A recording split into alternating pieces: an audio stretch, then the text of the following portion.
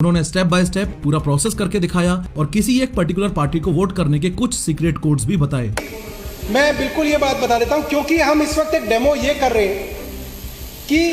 कैसे किसी भी पार्टी को जिताया जा सकता है या कैसे किसी भी कैंडिडेट को जिताया जा सकता है। उन्होंने ये भी बताया कि वोटिंग करते वक्त बैलेटिंग यूनिट में अपने फेवरेट कैंडिडेट को वोट देने के जस्ट बाद अगर उस पर्टिकुलर पार्टी का सीक्रेट कोड आप एंटर कर देते हो तो उस मशीन में आगे आने वाले सभी वोट्स उस एक पर्टिकुलर पार्टी को ही जाएंगे, इर्रिस्पेक्टिव ऑफ द फैक्ट कि आगे आने वाले लोग किस कैंडिडेट को वोट कर रहे हैं और किसको नहीं। इस पूरे मामले का सबसे शॉकिंग पार्ट ये था कि सौरभ भारद्वाज ने जो कुछ करके बताया, फाइनल रिजल्ट जब मशीन में उस असेंबली में आया तो वो भी सौरभ भारद्वाज के हिसाब से ही था, या आसान शब्दों में यूं कह लो कि ईवीएम हैक हो पा रही थी। अब सवाल सबसे बड़ा ये है कि अगर ईवीएम हैक हो पा रही थी तो इलेक्शन कमीशन ऑफ इंडिया का इस पूरी सिचुएशन पर क्या रिस्पांस था। इलेक्शन कमीशन का रिस्पांस ये था कि उन्होंने सौरभ भारद्वाज के इस इल्जाम को पूरी तरह से फर्जी बता दिया। इलेक्शन कमीशन ऑफ इंडिया ने क्लियर शब्दों में ये बात बोल दी थी कि सौरभ भारद्वाज ने जो ईवीएम मशीन यूज की है वो एक डमी मशीन है, किसी देसी तरीके से आम आदमी पार्टी ने बनवाई है। ना ही तो इलेक्शन कमीशन ऐसी मशीन को कहीं यूज करता है और ना ही ये मशीन उनके द्वारा अप्रूव्ड है। खैर